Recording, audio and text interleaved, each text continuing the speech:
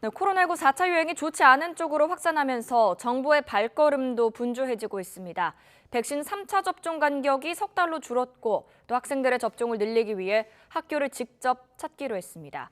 하지만 유행을 잡을 만한 뚜렷한 해법이 보이지 않아서 국민들의 불안도 커지고 있는 것으로 조사됐는데요. 유재복 해설위원과 함께 이야기 나눠보겠습니다. 어서 오세요. 네. 네, 지금 하루 7,000명 안팎의 확진자가 계속해서 이어지는 상황에서 당장 내일부터 달라지는 방역 대책이 있습니다. 우선 백신 3차 접종 간격 3개월로 줄어들었죠. 그렇습니다. 이제 이것이 다 이제 델타 변이 바이러스의 영향으로 보시면 되겠는데요. 처음에 우리가 지금 맞고 있는 백신들, 여러 종류의 백신들이 임상 시험에서 사실은 접종이 끝난 뒤에, 그러니까 얀센을 뺀 나머지 백신들은 2번을 맞게 되는데 그 후에 얼마까지 이 백신의 효과가 갈 것이냐에 대한 연구가 이루어지지 않았습니다. 그래서 어느 학자는 또 상당히 오래 갈 거라는 학자도 있었고 그렇게 길지 않을 거라는 학자도 있었는데 델타 변이 바이러스가 나오면서 이 백신이 아주 빠른 시간 내에 효과가 없어지고 있다라는 연구 결과가 계속 나왔거든요. 그래서 우리나라도 3번째 맞는 접종의 간격을 최고 이제 6개월로 처음에 시작을 했다가 이제 석 달까지 줄이게 된 것이고요. 내일부터 순차적으로 예약이 되는데 해당되시는 분들은 문자로 이제 3차 백신을 맞으시라는 안내 문자가 오거든요. 문자를 받으신 다음에 1차와 2차 때 접종과 마찬가지로 사이트에 들어가서 예약을 하시게 되면 맞으실 수가 있고요. 예약일 기준으로 해서 2일 후부터 맞을 수 있습니다. 그러니까 오늘 만약에 했다면 이틀 후 14일부터 맞을 수 있는 것이고요. 단 60살이 넘는 어르신들은 자녀 백신들이 있거든요. 그러니까 당일 접종도 가능합니다. 의원을 찾아가시면 바로 그날도 이 3번째 접종을 할 수 있다는 것을 좀 알아두시는 게 좋을 것 같습니다. 예, 알겠습니다. 그렇다면 이제 궁금한 것은 사실 방역 패스가 내게 만료가 되는 것이나 한 것이 궁금할 텐데요. 3개월 지났는데 추가 접종하지 않으면 그럼 방역 패스는 효력이 떨어지는 겁니까? 방역 패스는 6개월을 유지하기로 했습니다. 왜 그러냐면 조금 전에 말씀드린 것처럼 지금 석 달로 당긴 이유는 지금까지 여러 나라에서 연구를 해보니까 이게 한 70일쯤 될 때 백신의 효과가 가장 좋은 것으로 나온 연구가 많습니다. 70일까지, 그러니까 2달 열흘 정도까지는 계속해서 방역 효과가 우리가 임상 시험에서 나온 것처럼 90%까지 올라가다가 70일쯤 지나서 2달에서 석 달이 지나면 그때부터 조금씩 떨어지기 시작하는 거거든요. 이것이 90%였다는 것이 석 달이 지나면 그냥 10%, 20%로 떨어지는 게 아니라 조금씩 떨어지는 추세를 보이고 6개월까지는 어느 정도 효과가 있는 것으로 지금 이제 연구 결과가 나오기 때문에 방역 패스는 그대로 6개월을 유지하면 되고요. 석 달에서 6개월 사이에 맞으시면 되는 겁니다. 그렇게 하시는 게 좋을 것 같습니다. 예, 알겠습니다. 사실 그런데 지금 접종 간격이 줄어든 게 석 달 사이에 2번이나 줄어들었습니다. 물론 말씀해 주신 것처럼 백신 효과가 떨어지기 때문에 한 결정이다라고는 하지만 그래도 좀 급한 결정이 아닌가 부작용에 대한 우려도 나오는데요. 이런 결정한 배경이 어떻게 됩니까? 그러니까 지난 9월에 그때 이제 4분기 접종 계획이라는 걸 발표할 때 그때 당시에는 이제 부스터 샷이라고 해서 계획이 나왔었죠. 그때는 이제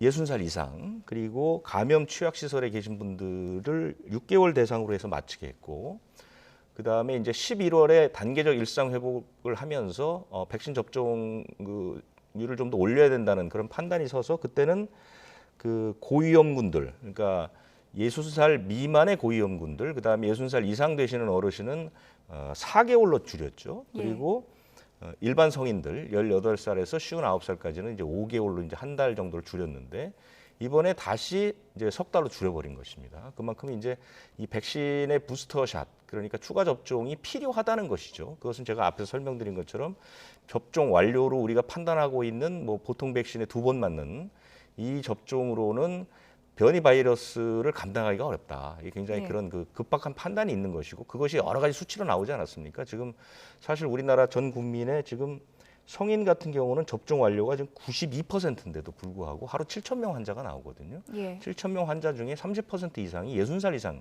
그러니까 이분들은 접종을 사실 2월 26일부터 시작하신 게 이제 연세 많으신 분들하고 고위험군 먼저 맞으셨는데 그분들은 이미 지금 2번째 접종했지만 현재 예방 효과가 굉장히 미약하다고 볼 수 있거든요.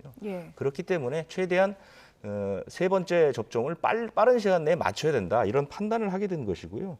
그래서 우리 대상자가 올해까지 이른바 3차 접종 대상자가 1,700만 명에서 이번에 이제 한 2,600만 명 정도까지 올라가게 되는 것이고, 예. 그럼 이제 일각에서는 아니 우리 백신 때문에 백신이 부족해서 한때 고생을 많이 했는데 괜찮냐 이런 질문 많이 하시는데 올해 우리가 확보한 백신이 1억 9천만 회분입니다. 그러니까 예. 다 맞고도 남고요.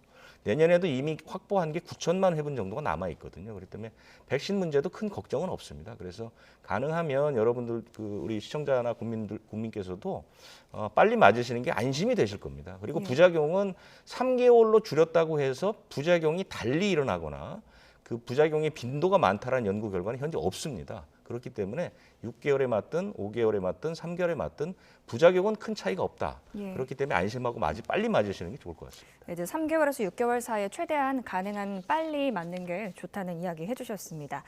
그리고 또 내일부터 2주간을요, 정부가 청소년들의 백신 집중 접종 지원 주간으로 정했습니다. 네.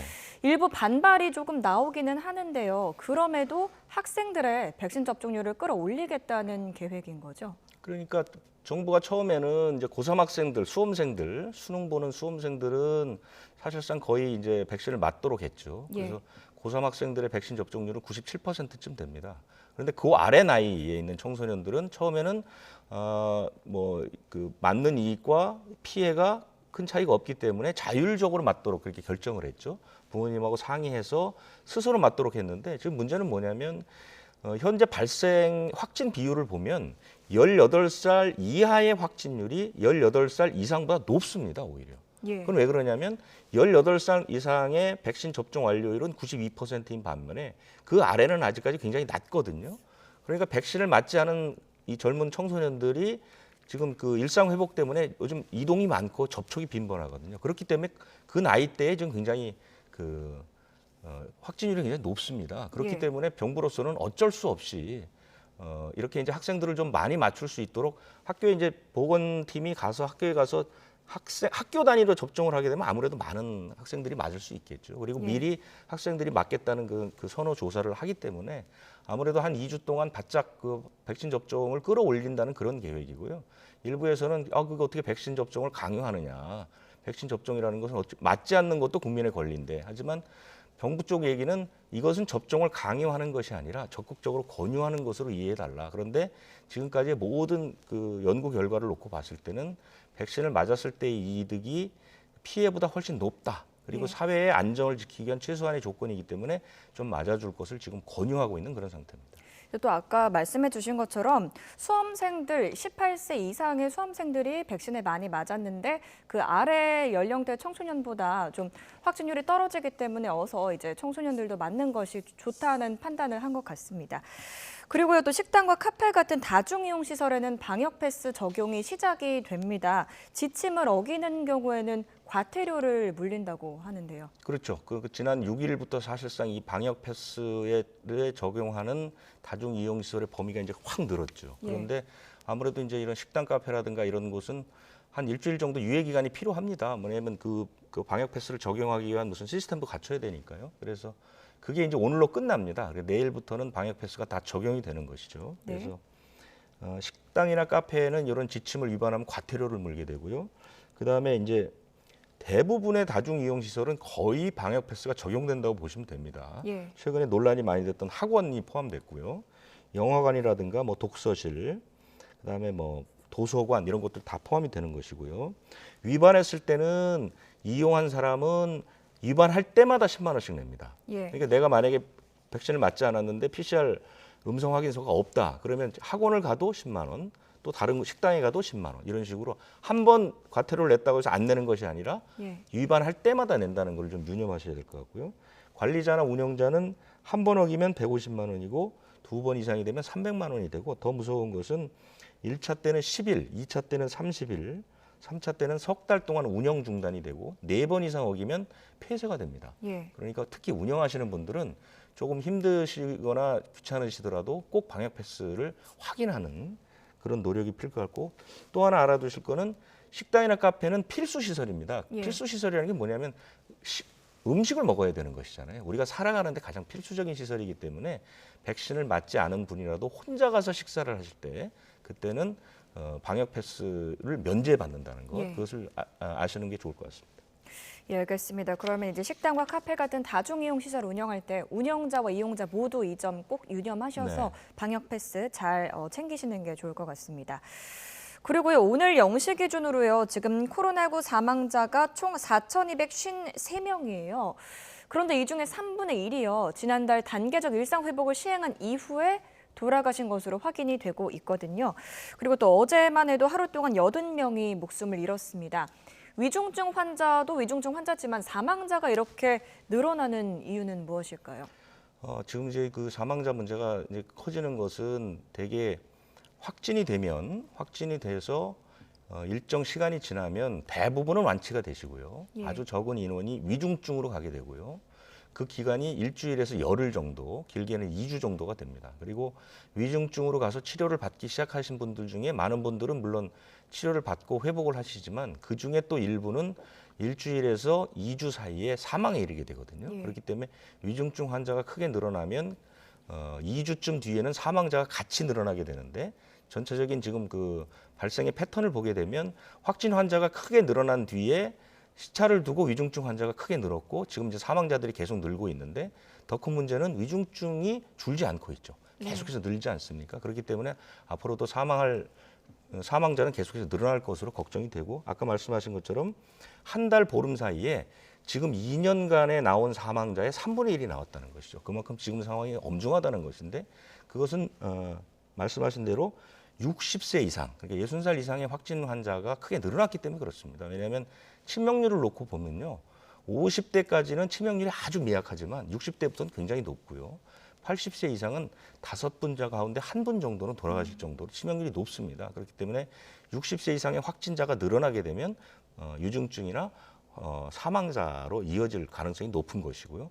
그렇기 때문에 60세 미만의 확진보다는 60세 이상의 확진이 방역 역량에 직접적으로 타격을 줍니다. 그래서 네. 굉장히 조심스러운 문제도고요. 그래서 이 부분 때문에 그리고 지금 이제 어느 정도 백신의 효과가 끝나서 돌파 감염, 60세 이상의 확진 환자 가운데 절반이 돌파 감염입니다. 예. 그만큼 60세 이상은 물론 많은 분들이 아직 지금 백신을 맞고 계시지만 추가 접종을 반드시 하셔야 될 것 같습니다. 예, 그렇다면 이제 위중증과 사망자는 같이 움직이는 지표고, 그것을 중에서 특히 이제 고령층 환자들이 위중증으로 이어질 확률이 높기 때문에 이분들 반드시 3차 접종 하셔야 한다라는 이야기 해주셨습니다. 이와 같이 지표의 대부분이 좀 한결같이 좋지 않은 방향을 계속해서 향하면서 국민들이 불안해하고 있는데요. 정기 인식 조사를 해봤더니 위험이 커지고 있다라고 답변한 사람들이 굉장히 높게 나왔습니다. 네. 어떻게 보십니까? 이례적인 일이죠. 왜냐하면 이게 보통 3개월 간격으로 한 번씩 국민 인식 조사를 하거든요. 예. 그러니까 여러분들이 지금 코로나19 상황이 어떻다고 보십니까? 이렇게 하는데, 지금까지는 위험이 커지고 있다고 대답하는 대답보다 크지 않다라고 하는 대답이 더 많았습니다. 그런데 이번에 조사를 해보니까 위험이 커지고 있다라고 대답한 분이 69%. 10명 가운데 7명이 그렇게 얘기했고, 네. 크지 않다라고 대답한 사람은 10명 중에 1명도 되지 않을 정도로 아주 뒤집어졌다는 얘기죠. 그리고 단계적 일상 회복을 한 다음에 사회의 일상이 어느 정도 회복됐느냐를 물어봤더니 회복세가 뚜렷하다는 것 대답과 그렇지 않다는 대답이 거의 비슷하게 나왔거든요. 그러니까 지금의 상황을 국민들이 굉장히 엄혹하게 볼 수 있는 것이고, 그럼 어떤 부분이 지금 잘못하고 있느냐 물어봤더니 병상 확충이 잘 안 되고 있다라는 대답이 많았고요. 그다음에 중환자 치료 인력 확충이 잘 안 되고 있다. 그다음에 국민 개인의 방역 수칙을 지킬 수 있는 대책, 이런 것들이 잘 안 나온다. 그러니까 우리가 언론에서 흔히 많이 다루고 일반 국민들이 많이 걱정하는 그런 것들을 이번 대답에서 미비한 것으로 이렇게 골랐다고 볼 수 있는데, 다행인 것은 추가 접종 문제를 물어봤거든요. 그랬더니 10명 가운데 8명 정도는 추가 접종을 하겠다라고 대답을 했기 때문에 이게 3차 추가 접종만 빠르게 이루어진다 하더라도 전체적인 확진 규모를 줄일 수 있다는 아주 청신호를 볼 수 있습니다. 예, 알겠습니다. 그리고요, 지금 코로나19 사태에서 가장 화두가 되는 것이 이 한 2주 정도 됐는데요. 오미크론 변이가 나오면서 전 세계가 지금 공포에 떨고 있습니다.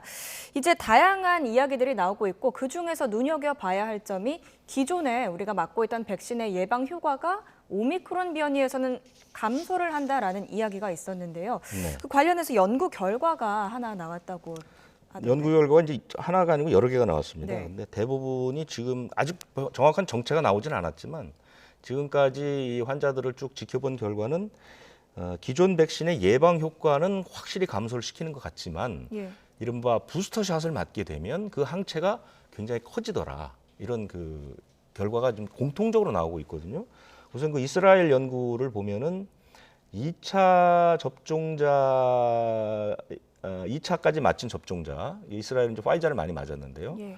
2차까지 맞은 접종자가 델타 변이의 중화 능력은 어느 정도 갖고 있는데 오미크론에 대한 중화 능력은 0이더라. 네. 그러니까 아예 뭐 전혀 효과가 없었지만 부스터샷을 맞았더니 중화 능력이 100배가 늘었더라. 이렇게 결과가 나왔고요. 비슷합니다. 화이자에서도 발표한 거 보면 2회 접종자의 중화 항체 효력을 상당히 감소를 시켰지만 세 번째 접종을 하니까 2회 접종 때보다 중화 항체가 25배 늘었더라. 그래서 전체적인 결과는 어떤 것을 가리키고 있냐면